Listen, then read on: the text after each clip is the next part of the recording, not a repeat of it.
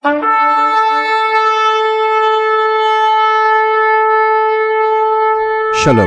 et bienvenue pour cette nouvelle vidéo.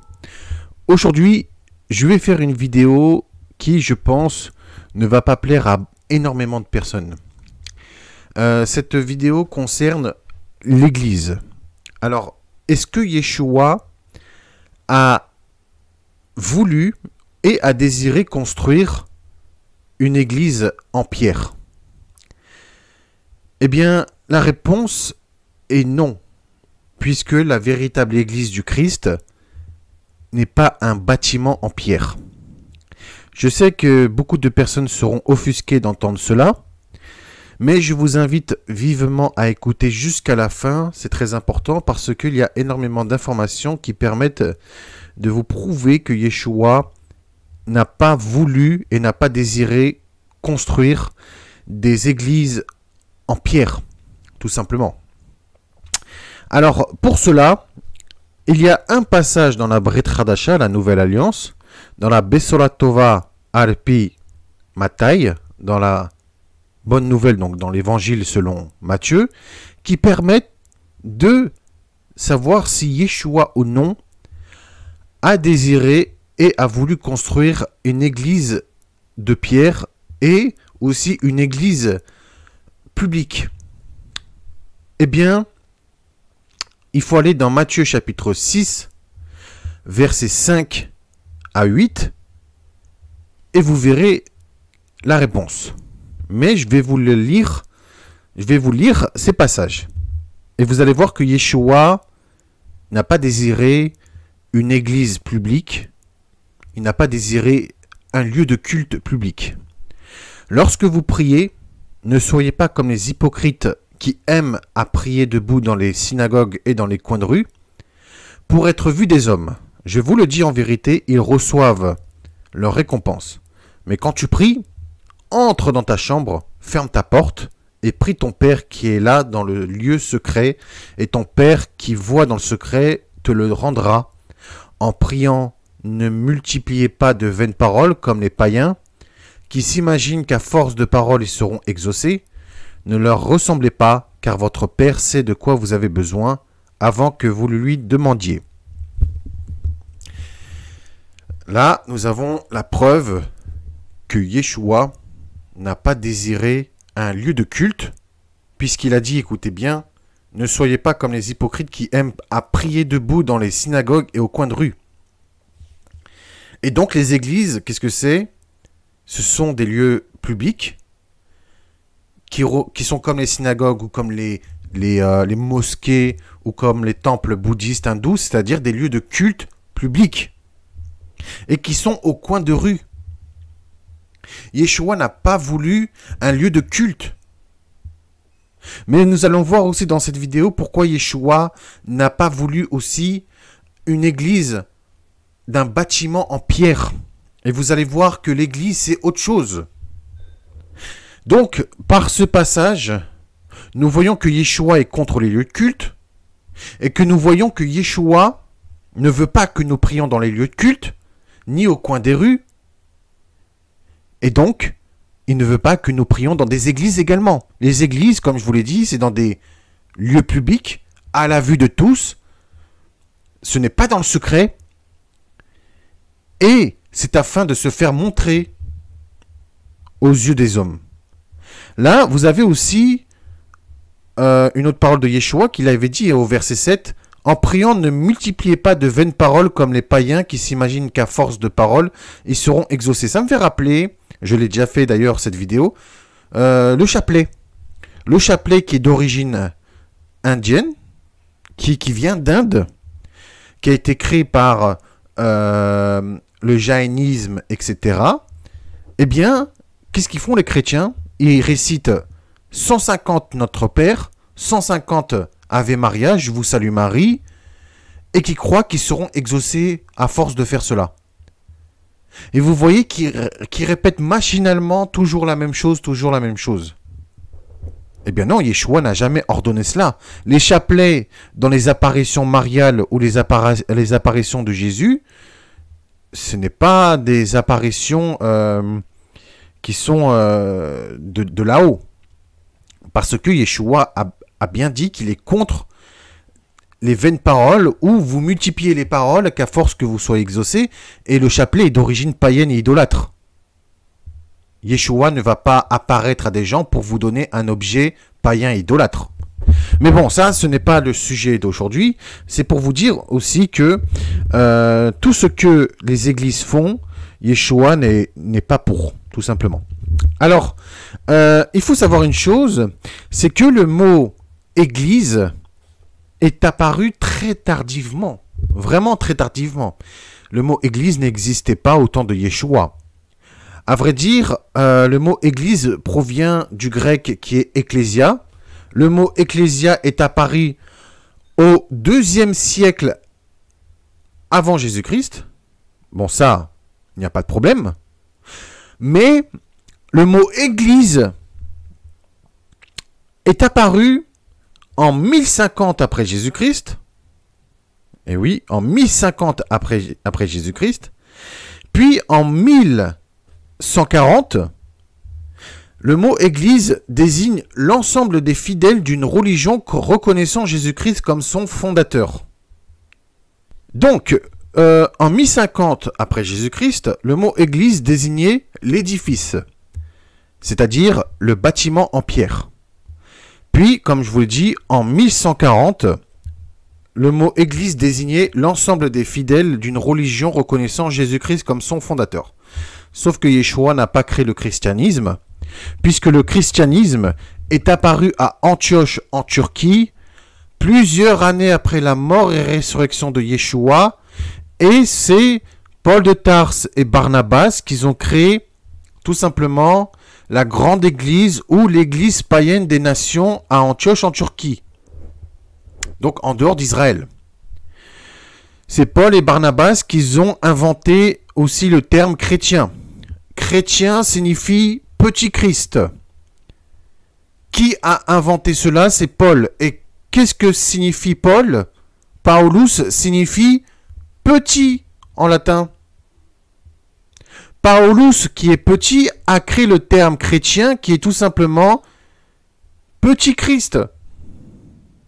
Si ça ne vous percute pas, alors je peux rien faire pour vous. Yeshua n'a pas créé le christianisme. Il n'a pas créé les églises que nous voyons.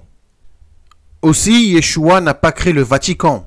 Yeshua n'a pas créé le clergé catholique. Yeshua n'a pas créé le christianisme, ni le christianisme romain.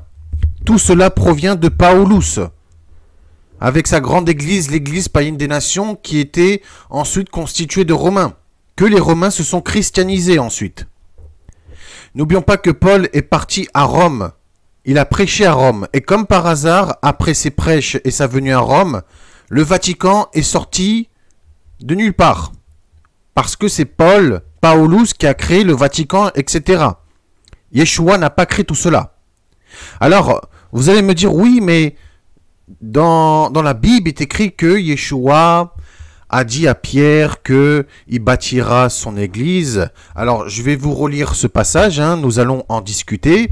Matthieu chapitre 16, verset 18. « Et moi, je te dis que tu es Pierre, et que sur cette pierre, je bâtirai mon église, et que les portes du séjour des morts ne prévaudront point contre elle. » Alors, pour de nombreux chrétiens, Yeshua a clairement dit qu'il allait bâtir une église, et donc une église en pierre, et donc un bâtiment en pierre. Eh bien non, Yeshua n'a pas voulu créer une église en pierre, et il n'a pas parlé d'un bâtiment en pierre, ni même des églises en pierre que nous voyons partout dans le monde, mais plutôt d'un enseignement qui se transmettra de père en fils, qui sera solide comme de la pierre. Pour ça, il faut se rendre dans les textes en hébreu. Yeshua, quand il a dit « Et moi je te dis que tu es pierre, et que sur cette pierre, en hébreu, Even ou Aven, je bâtirai mon église. Vegam ani omer lecha ki ata kefa ve'al atzur azeh evne et keilati Veshare, Sheol, Lo, Igberu, Aleya. Ça, c'est le texte en hébreu. Yeshua a employé le mot Evne, qui est une forme verbale en hébreu qui signifie « je construirai ». Il provient de la racine verbale de « bana », qui signifie « construire ». Mais pas que. Evne provient également de « even », qui signifie « pierre », une pierre. Even. Par là, Yeshua déclare qu'il construira un enseignement qui sera bâti dans du roc, dans de la pierre, qui est en hébreu Even, qui signifie pierre. Képha, c'est le nom de Pierre, l'apôtre Pierre, Képha. Et c'est avec cette pierre, Even, que je bâtirai, Evne, mon église. Et là, ce n'est pas église que Yeshua a employé comme mot, mais c'est Keilati, ma communauté, mon assemblée. Et donc, Keilati, Keilat, Keila, c'est assemblée Keila. Et en grec, ecclésia, assemblée. Mais il faut savoir une chose, c'est que le mot even est une combinaison parfaite de Abba et de Ben. Abba signifie père et Ben signifie fils. Donc, Even ou Aven signifie tout simplement père-fils. C'est avec cette pierre, Even, que je construirai, Evne, ma communauté, Keilati. Tout simplement, Yeshua a voulu construire un enseignement de père en fils qui est solide comme de la pierre, comme du roc, qui sera de génération en génération dans sa communauté, dans son assemblée, dans son peuple. Yeshua parlait non pas d'un bâtiment en pierre, mais de ses enseignements, de ses paroles, qui seront transmis de père en fils, de génération en génération, et que même l'enfer n'aura pas l'emprise sur cet héritage de génération en génération, puisqu'il sera solide comme de la pierre ou comme du roc. De plus, Yeshua détient les clés de la mort et du séjour des morts, donc de l'enfer, Apocalypse chapitre 1, verset 18, ce qui prouve qu'il a le contrôle total de sa communauté et non de son église, donc de son peuple qui est préservé par lui-même. N'oubliez pas que le terme église est apparu pour la première fois en 1050 après Jésus-Christ. Et ensuite, en 1140, signifiait tout simplement l'ensemble des fidèles qui sont les chrétiens. Tout simplement, le mot église signifiait l'édifice en 1050. Or, Yeshua n'a pas parlé d'un édifice, mais d'une communauté. Et que son héritage sera transmis de père en fils.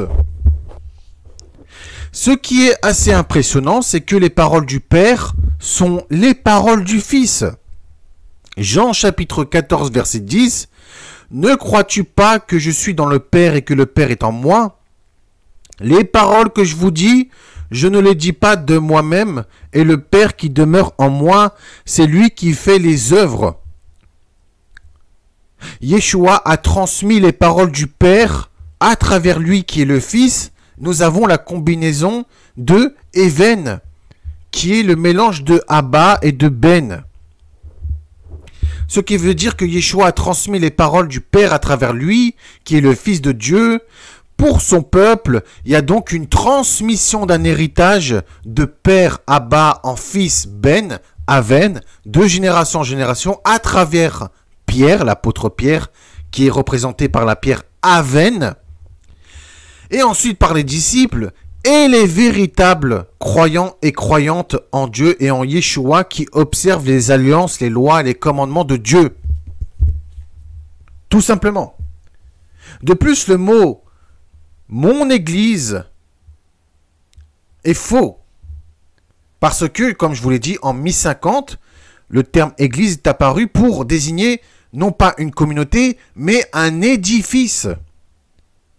Mais Yeshua a plutôt employé le terme Keila, qui signifie l'assemblée. Keilati, s'il y a le i à la fin, c'est-à-dire mon. Keilati, ma communauté, mon assemblée, et donc son peuple.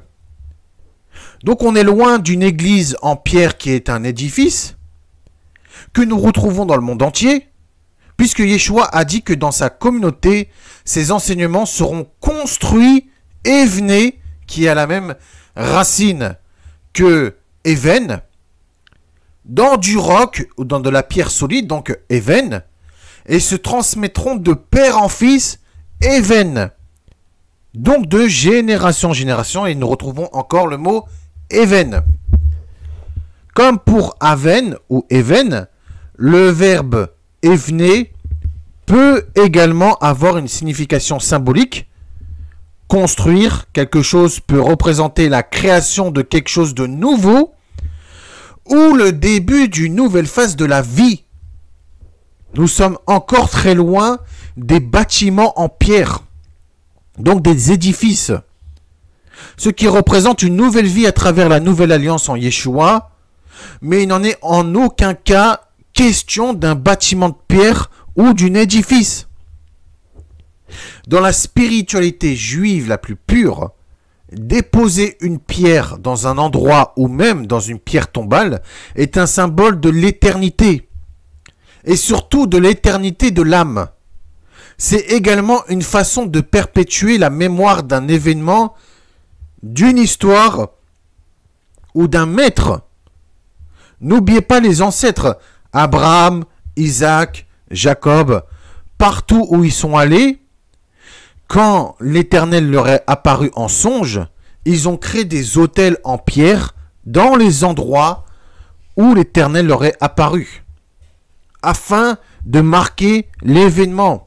À chaque fois que les Juifs, les Hébreux et les Israélites allaient quelque part et que le Seigneur l'Éternel apparaissait, ils fabriquaient un autel en pierre brute, là où les ciseaux ne sont point passés, c'est-à-dire qu'ils n'ont pas été taillés. À chaque fois qu'il y a eu un événement, les Juifs mettent des pierres pour symboliser l'événement. Lorsque Abraham a sacrifié Isaac au mont Moria, eh bien, c'est là où il y a eu l'emplacement des 2 temples de Jérusalem qui ont été construits dans de la pierre. Et là que, lorsque les 2 temples ont été construits, il n'y a eu aucun instrument en métal qui a été utilisé pour construire le temple, puisque le métal représente la guerre et la destruction. Donc vous voyez, Yeshua a voulu mettre une pierre comme les Hébreux et les Israélites pour signifier un événement, une mémoire, et donc afin de donner son héritage de génération en génération. C'est symbolique, hein. C'est symbolique ce que Yeshua a fait. Il a voulu construire tout simplement sa communauté, et une communauté spirituelle. La véritable Église, c'est la communauté spirituelle du Christ. Ceux qui prient dans le secret, ceux qui font le bien, qui observent les lois, les alliances et les commandements de Dieu, tout en ayant la foi en Yeshua. Yeshua lui-même était un rabbi. Jean chapitre 1 verset 49, Jean 3 verset 2 et Jean 13 verset 13, les disciples appelaient rabbi. Et même Yeshua l'a dit, vous m'appelez rabbi et Seigneur, donc rabbi Vadon, eh bien vous avez tout à fait raison parce que je le suis. Le rabbi Yeshua a donné ses enseignements à ses talmidim. Talmidim en hébreu signifie disciple.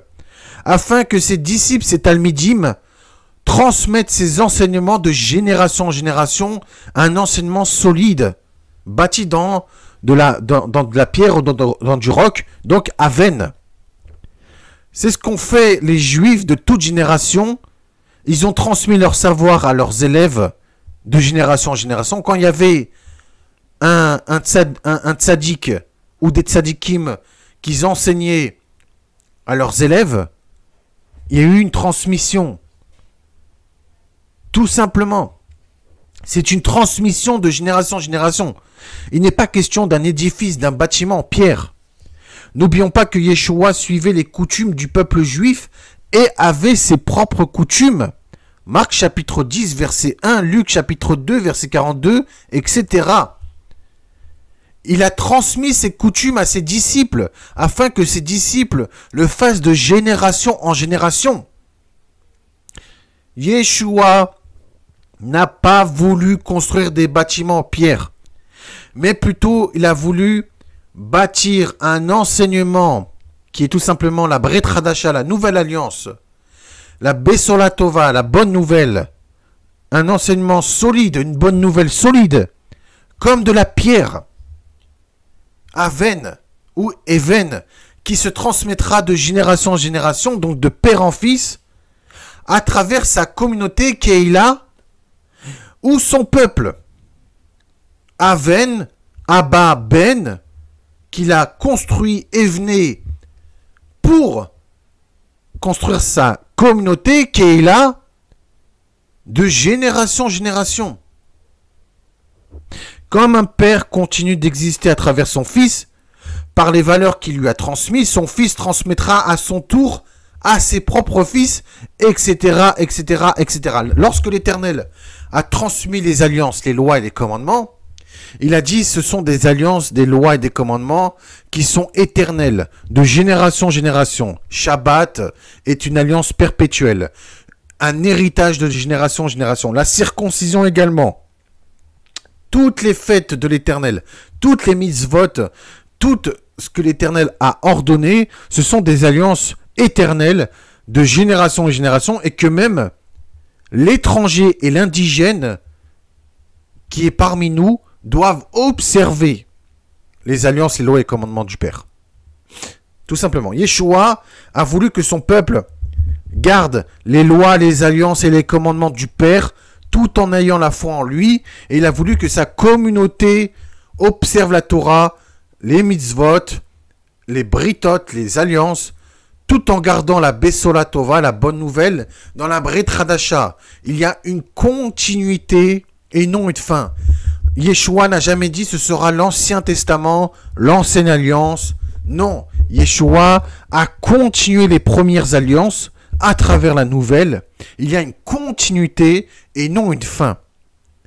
Yeshua est venu perfectionner, racheter les premières alliances. Il est celui qui détient les alliances d'Abraham, d'Isaac, Jacob, Moïse et toutes les générations, et que c'est lui maintenant qui est le maître des alliances, et que maintenant ceux qui sont juifs et non juifs doivent garder les alliances, les lois, les commandements du Père, tout en ayant la foi en lui. Yeshua est venu rajouter ce qui manquait dans la Torah, ce qui manquait dans les alliances. Il est venu perfectionner, il est venu confirmer, il est venu pour accomplir la Torah, les mitzvot, mais il n'est pas venu pour abolir. N'oubliez pas ce qu'il a dit, Yeshua. Ne croyez pas que je suis venu pour abolir. Je suis venu non pas pour abolir la loi et les prophètes, mais pour accomplir. Et donc celui qui n'observe pas les commandements et qui enseigne aux autres à faire de même sera appelé le plus petit dans le royaume des cieux. Tant que le ciel et la terre ne disparaîtront point, il ne disparaîtra pas un seul iota, donc un seul yod. Le yod est la lettre hébraïque la plus petite de l'alphabet hébraïque. Tant que le ciel et la terre ne disparaîtront pas. Même le plus petit commandement qui a la taille du yod ne disparaîtra pas tant que le ciel et la terre ne disparaîtront point. Voilà mes amis. N'oubliez pas une chose, avant de finir cette vidéo, les disciples, eux, ils avaient leur communauté à Jérusalem. Eux, ils priaient entre eux. C'est-à-dire qu'ils se donnaient rendez-vous dans un endroit et ils priaient comme Yeshua l'a dit, c'est-à-dire entre eux, dans le secret, etc. Bien évidemment, les disciples enseignaient et prêchaient dans le temple après la mort et résurrection de Yeshua, priaient dans le temple, c'est tout à fait normal. Yeshua le faisait également. Yeshua n'a pas aboli le temple, Yeshua n'a pas, puisqu'il a appelé la maison de mon père, maison de prière. Donc les disciples ont continué à observer les alliances, les lois et commandements du Père. Et ils avaient leur propre communauté tenue par Jacques le Juste, frère de Yeshua et par les disciples. Sauf que Paul de Tarse, lui, il a créé sa grande église, l'église païenne des nations, en 70 après Jésus-Christ. Les Romains, quand ils sont venus à Jérusalem, ils ont tout rasé Jérusalem. Ils ont détruit le temple. Et qu'est-ce qu'ils ont détruit? Ils ont détruit la petite communauté qui était tenue par Jacques le Juste, frère de Yeshua et par les disciples. Et les Romains, ils ont fait quoi? Eh bien, ils ont gardé la grande église, l'église païenne des nations, et ils ont préservé, puisqu'après, ils sont devenus chrétiens, comme Paul de Tarse l'a voulu. Et ensuite, il y a eu le christianisme romain. Sauf que les Romains ont crucifié Yeshua, ne l'oublions pas. Toutes les personnes qui accusent les Juifs en disant que les Juifs est un peuple déicide, c'est-à-dire tueur de Dieu, que les Juifs ont tué Yeshua, Jésus, et que les Juifs sont des assassins, eh bien vous, qui êtes du catholicisme romain, ou du clergé catholique, ou du christianisme, qui ont suivi le dimanche, jour du soleil, Sol Invictus, ou que tous les chrétiens qui vont à l'église le dimanche, mais les Romains ont crucifié Yeshua et l'ont tué. Bizarrement, personne ne vous dit rien. Vous accusez les Juifs, mais les catholiques sont romains, n'est-ce pas? Les Romains se sont christianisés. Ah, bizarrement, personne ne vous dit rien. Mais bon, nous n'allons pas débattre pendant des heures. C'est la fin de cette vidéo. J'espère que cette vidéo vous aurait ouvert les yeux. Et maintenant, vous savez que Yeshua n'a pas voulu des bâtiments en pierre, des édifices, mais il a voulu que ses enseignements soient de génération en génération, qu'ils soient solides comme du roc, comme de la pierre, et que même l'enfer n'aura pas le pouvoir sur cet héritage de génération, de père en fils. Bien, prenez soin de vous et de vos proches, c'est très important. Je vous dis shalom, merci de m'avoir écouté. À très bientôt pour une nouvelle vidéo si Dieu le veut. En attendant, comme d'habitude, portez-vous bien. Merci de m'avoir écouté et que le Seigneur vous bénisse abondamment et puissamment en son nom puissant, glorieux et redoutable de Yeshua Emmanuel HaMashiach ben Elohim. Amen. Alléluia. Shalom, merci.